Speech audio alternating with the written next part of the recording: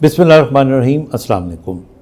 आज मैं आपको रूमेटॉइड आर्थराइटिस के बारे में कुछ टिप्स दूंगा और कुछ बातें बताऊंगा। देखिए, हमारे यहाँ जोड़ों के दर्दों की बहुत सी बीमारियां हैं और उन सारी बीमारियों के अंदर एक बीमारी जो कुछ कॉमन भी है और जो डिफॉर्मिटीज़ पैदा करती है, माजूरी पैदा करती है, वो गेंठिया या रूमेटॉइड आर्थराइटिस है।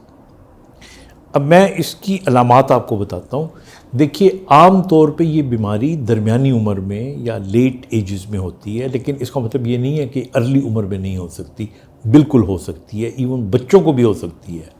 अब इसकी अलामत ये होती है रूमेटॉइड आर्थराइटिस की कि ये आपके जो जोड़ होते हैं, ख़ास तौर पे हाथों के जो आपके जोड़ हैं, small muscles joints of the hands, वो इफ़ेक्ट होते हैं। और ख़ास तौर पे ये जो नकल वाले हमारे जोड़ हैं, ये फिर इसी तरह ये मिडिल जो हमारे जोड़ होते हैं, ये दो जोड़ ख़ास तौर पे इसके अंदर इफ़ेक्ट होते हैं। और दूसरी चीज़ ये होती है कि ये मरीज़ जब सुबह सो के उठते हैं तो इनके हाथ अकड़े हुए होते हैं, उनको लगता है कि सूजे हुए होते हैं और वो बंद करना चाहें तो पूरा बंद नहीं कर सकते। और उसके बाद फिर आहिस्ता आहिस्ता आधे पौने घंटे में वो उसको हिलाते हैं तो ये इनकी जो दर्द होती है और जो इनकी जो इनको लगता है कि अकड़ावपन है वो कम हो जाता है। तो सबसे पहली अलामत यही होती है कि when you get up in the morning ये स्टिफ होते हैं। नंबर 2, ये दर्द हाथों से शुरू होते हैं, ये टांगों वगैरह में बाद में जाते हैं। तो ये एक चीज़ ज़हन में रखनी चाहिए, हर वो दर्द जो हाथों से शुरू हो रहा है, उसके बाद फिर ये जो दर्द है ये आपके दूसरे जोड़ों में आ सकता है। अब दूसरे कौन कौन से जोड़ हैं जिनके अंदर गेंठिए का दर्द आ सकता है? ये फिर आपकी कलाई में हो सकता है, आपकी कोहनी में हो सकता है, आपकी गर्दन में हो सकता है, कमर में हो सकता है, घुटनों में हो सकता है, टखनों में हो सकता है, गोया ये हर जगह पे हो सकता है। ये उन तमाम जोड़ों में जिनको हम मेडिकली साइनोवियल जॉइंट्स कहते हैं। अब साइनोवियल जॉइंट्स का मतलब ये है कि वो जोड़ जिनके अंदर साइनोवियम होती है, झिल्ली होती है और वहाँ पानी होता है, और ये उनके अंदर ये बीमारी होती है।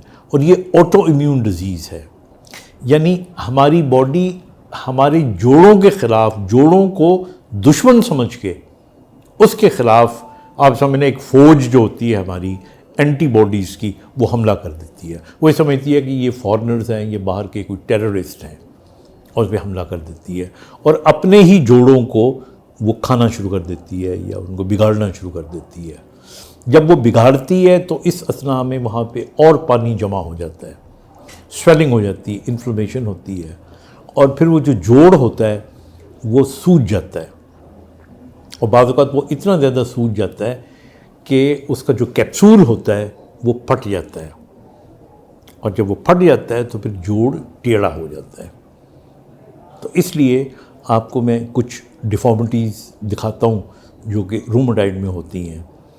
मतलब हाथ किस किस्म के होते हैं, पैरों के अंदर क्या तब्दीलियाँ आती हैं, बाकी जोड़ों में के अंदर क्या तब्दीलियाँ आती हैं, इसकी आप ये तस्वीर देख सकते हैं। अब इस बीमारी का इलाज क्या है? अब हमारे यहाँ जो इस बीमारी का इलाज है, सिर्फ बीमारी का दर्द दूर करने इलाज नहीं है। इसकी 3 किस्म की स्टेप्स होते हैं इलाज के। नंबर 1 कि ये बीमारी में जो दर्द और तकलीफ़ हो रही है वो ख़त्म किया जाए। नंबर 2, इस बीमारी की जो डिज़ीज़ है उसको डिज़ीज़ मॉडिफाइंग ड्रग्स देनी चाहिए। और नंबर 3, इसके अंदर जो डिफॉर्मिटी बन रही होती है उसको ख़त्म करने के लिए आपको या तो बाज़ औक़ात स्टीरॉइड देने पड़ते हैं, उसके इंजेक्शन लगाने पड़ते हैं, बाज़ औक़ात आपको ऑर्थेटिक्स देने पड़ते हैं, ब्रेसेस देनी पड़ती हैं, वग़ैरह वग़ैरह। तो ये जो है ये एक पूरा पैकेज है। अगर ये उसका इलाज ना किया जाए तो फिर हाथ टेढ़े हो जाएंगे, यहाँ तक टेढ़े हो जाते हैं कि पूरी मुट्ठी नहीं बनती, आप खा पी नहीं सकते, आपको جو ہے گرپس آپ کی خراب ہو جاتی ہیں، پھر آپ کو ایون جو آپ کا شاور ہوتا ہے، یہ جو نلکا ہوتا ہے اس کو کھولنا، چمچ کو پکڑنا مشکل ہو جاتا ہے۔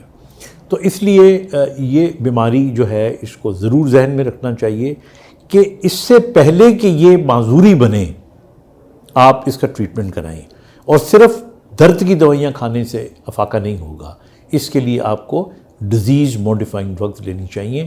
آپ اپنے ریومٹولوجسٹ کو چیک کروائیں، اور اس کے ساتھ ری ہیب کا جو ڈاکٹر ہے اس کو چیک کروائیں، تاکہ وہ ایک کمبینیشن ایسی بنائیں کہ یہ معذوری نہ بنے۔ Thank you.